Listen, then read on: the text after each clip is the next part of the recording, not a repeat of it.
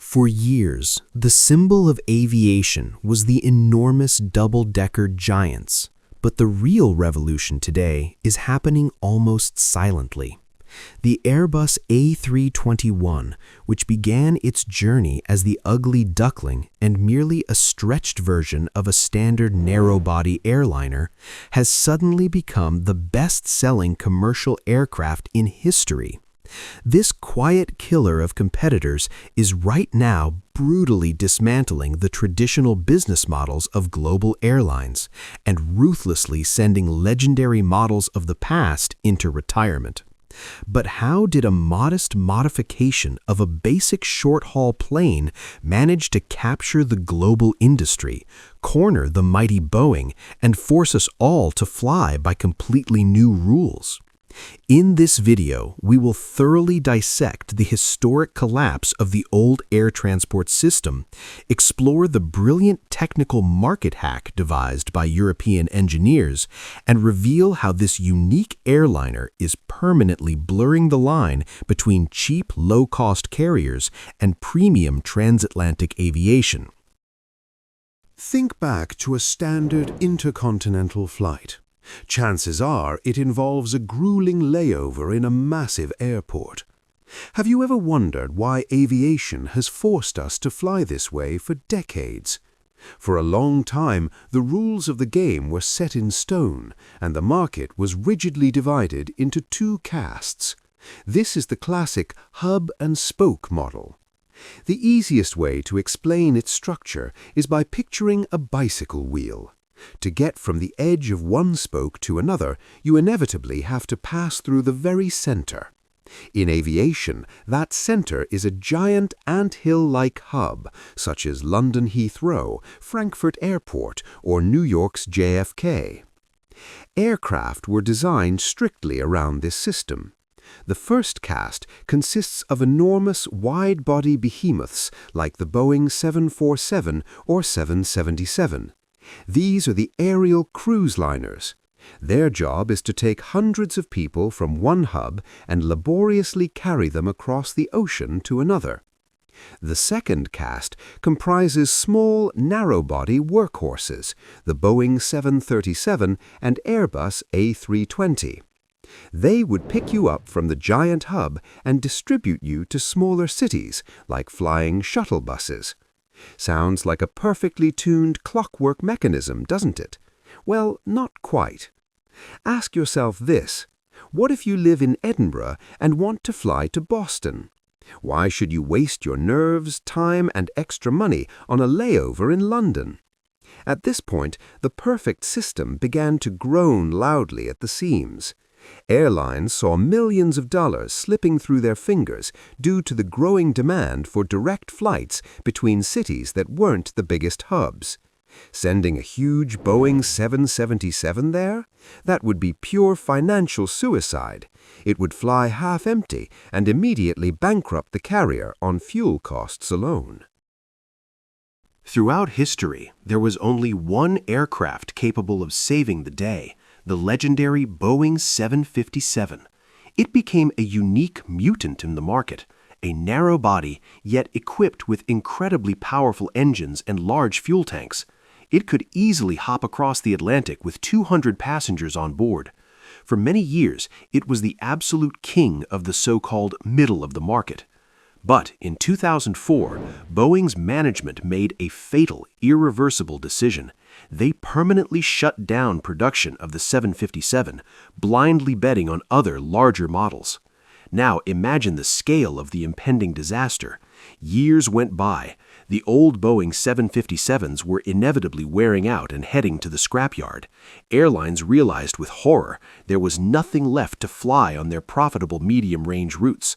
Right at the heart of global commercial aviation, a giant black hole had formed, relentlessly sucking in carriers' potential profits. The aviation world held its breath in tense anticipation. Airlines were literally begging manufacturers to create a new aircraft for this vacant niche. And while Boeing's engineers sat in their offices trying to come up with a concept from scratch and losing precious years, their main competitors in Europe were already preparing the blueprints for the perfect heist of the market. Imagine you're the CEO of a major airline. You have a goose that lays golden eggs, exclusive transatlantic routes between secondary cities that generate steady, reliable income. But there's one problem. Your goose is aging rapidly, and the vet can only throw up his hands apologetically. This was precisely the deadlock that airline bosses found themselves in by the mid-2010s. The legendary Boeing 757, which we've mentioned before, was beginning to fail en masse. This aircraft was the aviation equivalent of a pickup truck with a sports car engine. It could easily take off from a short runway somewhere in the mountains and then calmly hop across the ocean carrying 200 people on board, an ideal, unrepeatable balance. But every airplane, no matter how reliable, has an unforgiving physical limit, a number of takeoff and landing cycles after which the metal becomes fatigued and the airliner becomes lethally dangerous. One by one, old 757s were being sent to die at the famous aircraft boneyards in the scorching deserts of Arizona. You might ask, what's the problem? Just buy other planes from the manufacturers. And there you've put your finger on the central clue in our investigation. A perfect replacement no longer existed in nature. A standard modern narrow-body airliner, like a regular Boeing 737, simply couldn't make the flight from Europe to Boston. It just wouldn't have enough fuel tank capacity and would ditch in the middle of the Atlantic with dry engines. So what about sending a wide-body giant on the route? Sure, it could make the flight easily, but to break even on that flight, you'd need to sell 300 tickets. What if only 160 people want to fly that day? A wide-body giant is a flying financial monster. Do you know how much just 1 hour of flight for such a behemoth costs? Tens of thousands of dollars. That figure includes colossal fuel consumption, since the plane has to haul hundreds of tons of its own dead weight, astronomical airport landing fees for such a heavy aircraft, and the incredibly expensive maintenance of its giant engines. The economics of these flights are ruthless and unforgiving of mistakes. For this flying bus to be profitable, there must be virtually no empty seats. Load factors need to consistently exceed 80% and preferably 90%. But what happens when an airline decides to launch a new, experimental nonstop route between two not-so-major cities? If only 150 people buy tickets, but the giant cabin has 300 seats, the flight instantly becomes a black hole. The airline starts burning money as fast as if it were literally stoking a furnace with it during the flight. The stakes in this game were rising every month. For carriers, launching any new route with a large airliner had turned into a game of Russian roulette. A 10 to 15% error in forecasting passenger demand translated into multi-million-dollar losses by the end of the year. In an industry where profit margins often teeter on a razor's edge, a meager 3 to 5%, only a madman could afford to take that kind of risk. Investigators in detective movies often say, follow the motive. The airline's motive was crystal clear: survival.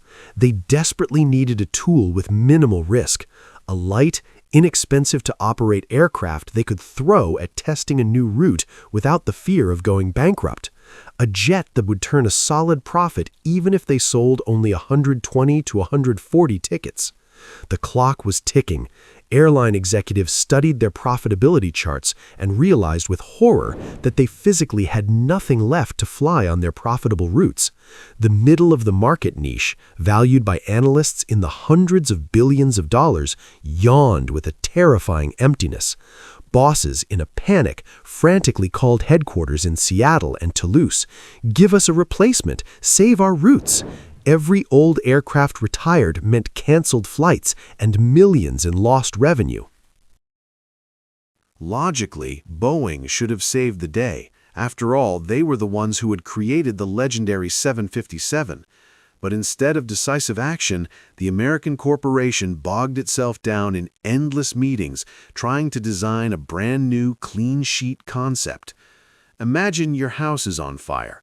In a panic, you call the fire department, and the dispatcher wearily replies, "Sorry, our own headquarters are currently in flames. We'll come, but it might be about 10 years. That was, in essence, the answer global airlines received from America's main monopoly, the mighty Boeing Corporation. The market was desperately demanding the perfect aircraft for the empty middle, and Boeing, it seemed, understood this perfectly. For several years, they teased the industry with beautiful presentations of their top-secret project, the NMA, New Midsize Airplane, which the press had dubbed the Boeing 797. It was supposed to be an absolutely new, revolutionary aircraft designed from a clean sheet of paper. A twin-aisle cabin, ultra-lightweight materials, an ideal capacity of around 250 passengers, and incredible range. The perfect weapon to seal the niche forever and leave the European competitors with nothing. Airlines were practically lining up, checkbooks in hand. But you know what happens when the corporate machine takes too long to get hitched. In 2018 and 2019, the skies shuddered. Two horrific crashes of the brand-new Boeing 737 MAX claimed hundreds of lives, and overnight plunged the giant corporation into the darkest crisis in its century-long history. Flights of all MAX airliners were grounded worldwide. Factories stood still. Stocks plummeted into the abyss, and top executives found themselves under a blistering barrage of government investigations, lawsuits, and scandals. Total strategic paralysis set in. How can you think about creating the most complex aircraft of the future for $15 billion when your flagship best-selling model is currently incurring multi-billion-dollar losses every single month? The NMA project was hastily frozen, then canceled, then, under market pressure, put back on the table for discussion. Airlines were practically lining up with checkbooks in hand. Ask yourself a simple question. How long are you willing to wait for a promised savior when every single day of downtime is burning your real money? 5 years? 10? In aviation, lost time isn't even just about money. It's a matter of business life and death. Carriers found themselves in a deafening trap. Old 757s were rotting away in boneyards, giant airliners were bankrupting budgets on half-empty routes, and the savior from Seattle was hopelessly mired in its own disasters. Time was slipping away irretrievably. The vacuum at the very heart of global aviation had reached critical mass. The market demanded an immediate solution, otherwise the fragile financial system of the carriers threatened to collapse. And while the entire aviation world was spellbound, watching a bewildered Boeing and waiting for a miracle, no one noticed what was happening right then in the closed workshops of Europe's Airbus. What do you think it takes to win a $100 billion war? Spend $15 billion and 10 years building superweapons from scratch? That's exactly what Boeing thought. But over at European Airbus, they decided differently. Why reinvent the wheel when you can just hack it? Imagine taking an ordinary city compact car, fitting it with a supercar engine, stuffing a massive fuel tank in the trunk, and suddenly realizing it can compete head-to-head in the Dakar Rally. Sounds like an unfair cheat code in a game, right? This is precisely the elegant trick European engineers pulled with their old, unremarkable Airbus A321, simply a stretched version of the familiar short-haul A320. While Americans were frantically drawing futuristic concepts for a new plane, Airbus pulled off a diversionary tactic brilliant in its audacity. They didn't build anything from a clean sheet. They took the ready-made A321 fuselage and hung brand-new, fantastically efficient engines on it, hence the famous "neo" suffix. Then they reinforced the landing gear and slightly tweaked the door configuration to fit more seats. But the main, truly devilish touch was hidden in the aircraft's belly. Engineers integrated additional fuel tanks right into the cargo hold. This development cost mere pocket change by aviation standards and took minimal time, but the result was truly devastating. Two absolute monsters were born, the A321LR long range and the ultra-long range A321XLR extra long range. The stakes soared into the sky, an ordinary flying minibus suddenly gained the ability to cross the Atlantic non-stop, carrying 200 passengers. A market gasping for years from thirst got the perfect lifeline. The Europeans delivered a checkmate to their American competitor before they could even make their move. But why did this cheap-to-develop Frankenstein turn out to be so lethal for the entire old flight economy? And how exactly did its ruthless mathematics break the global market? Have you ever wondered what the true primary currency in global commercial aviation is? Do you think it's flight speed, or perhaps premium comfort and champagne in business class? You'd be wrong. The holy grail of air transport is dry, ruthless, and cold mathematics. And within it lies the secret of how an unremarkable European airliner transformed into a financial weapon of mass destruction. Let's look under the hood of this invisible money-printing machine. In aviation, there is one key metric that determines whether a company will thrive or go bankrupt tomorrow: the cost of flying one seat for 1 mile. Imagine you rented a minibus for 10 people to go to another city, but only 2 people went with you. You'd pay exactly the same for gas, but the cost of the trip for each of you would skyrocket. The exact same thing happens with giant wide-body airliners. If they aren't packed to the gills, they instantly generate colossal losses. Now, look at the numbers for the A321 XLR. This narrow-body mutant can stay airborne for up to 11 hours without refueling. It can easily, like on a morning stroll, fly from Rome to New York or from London to Miami. But its main trick lies elsewhere. It burns a staggering 30% less expensive jet fuel per passenger compared to previous generation aircraft. Instead of desperately trying to sell 300 tickets on a giant, cumbersome Boeing just to break even, an airline only needs to sell 150 to 200 seats on the A321 XLR, and the flight is already deep in the black. The financial risk of opening new transatlantic routes suddenly plummeted to zero. But the truly diabolical genius of Airbus's engineers is hidden far beyond the fuel tanks. Do you know what the most painful expense item is for any airline besides the kerosene poured into the wings? It's the people. If Boeing had indeed released its brand new NMA aircraft, airlines worldwide would have had to spend billions of dollars. Why? To retrain pilots from scratch, purchase new insanely expensive simulators, train mechanics, and fill warehouses with unique spare parts. But Airbus elegantly sidestepped this deadly trap. They used the effect of total unification, the hidden goldmine of the industry. The cockpit of the A321 XLR and its electronic brains are absolutely identical to the standard short-range A320 models, of which there are tens of thousands flying right now. It's like switching from a regular sedan to a stretched station wagon of the same brand. The steering wheel is in the same place, the pedals are the same, the buttons are where you expect them. A pilot who was flying a short routine flight from Berlin to Paris just yesterday can sit in the cockpit of an A321 XLR today and confidently fly across the ocean to New York. No need for extra months in training centers. Technicians at airports already know how to fix these planes with their eyes closed, and the necessary bolts and filters are stocked in every warehouse around the world. Combine these two factors, historically low fuel consumption plus the complete absence of billion-dollar retraining costs. This mathematical formula literally annihilated the competition. The A321 became not just an aircraft, it became the ultimate machine for ruthlessly cutting costs, turning airline balance sheets from red to black. The bet paid off. The Europeans hit the jackpot, and orders poured in by the thousands.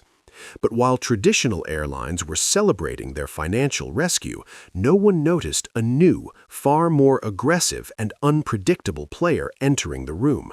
The flawless economics of the A321XLR didn't just save old routes, it opened Pandora's box.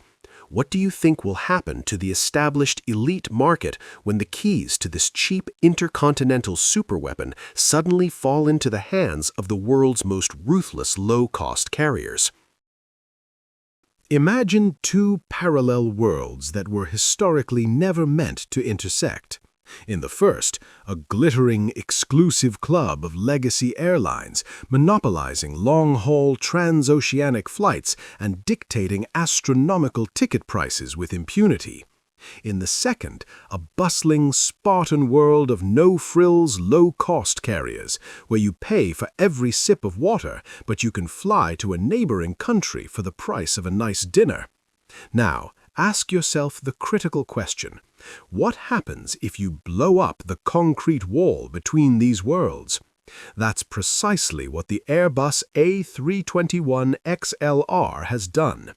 It hasn't just replaced older aircraft, it has ruthlessly hacked the very paradigm of global aviation. By selling this ultra-efficient airliner to low-cost carriers, the Europeans have essentially handed them the keys to intercontinental routes. Previously, budget airlines like Wizz Air, Indigo, or JetBlue were physically confined to the rigid limits of short 3-hour hops. Now their range has tripled. Do you realize how dramatically the stakes have been raised? The old elite club is finished. Low-cost carriers, with their phenomenal ability to squeeze profit from every square inch of space, have aggressively stormed the transatlantic and transasian markets. For us, the passengers, this means a genuine consumer revolution. Direct, multi-hour flights from secondary European cities to America or Asia suddenly become not just accessible, but phenomenally cheap. The Airbus A321 has democratized the long-haul skies forever. This isn't evolution, it's a total ruthless upheaval of a trillion-dollar market. It would seem this is the perfect ending. Cheap tickets, direct flights without connections, the end of the monopoly of sluggish giants. But don't start gleefully packing your bags just yet. This celebration of unprecedented economic generosity will inevitably come at a cost. And that price might very well be your own comfort and health. Are you prepared to spend 11 hours in a flying steel tube and discover the dark physiological side of this brilliant financial miracle? Imagine being trapped in a cramped cinema seat for 11 hours. You can't properly stretch your legs, and the only narrow aisle to the toilet is perpetually blocked by food trolleys. Sounds like an elaborate form of torture? Welcome to our new future, which has already arrived. With the mass introduction of the A321XLR on transatlantic routes, aviation has encountered a brutal physiological challenge: narrow tube syndrome. Massive wide-body airlines gave us an illusion of freedom. You could stroll through the cabin as if it were a spacious hotel lobby. Now you are faced with spending half a day in an elongated metal corridor. Are you ready to endure a stiff back for a phenomenally cheap ticket to another continent? The stakes are rising rapidly because there is no turning back. Boeing, cornered and desperate, is now trying to strike back by stretching its troubled 737 MAX to its absolute physical limits. But this resembles a hopeless attempt to push an old family minivan to the speed of a Formula One car. You can't fool the laws of physics, and their airliner simply cannot match its European rival's range. However, the main question of the coming decade is no longer found in the blueprints of corporate engineers. It is posed much more sharply. Where is the limit of human endurance? And will this brilliant financial savior of the market become the most profitable yet the most agonizing cage in the history of travel?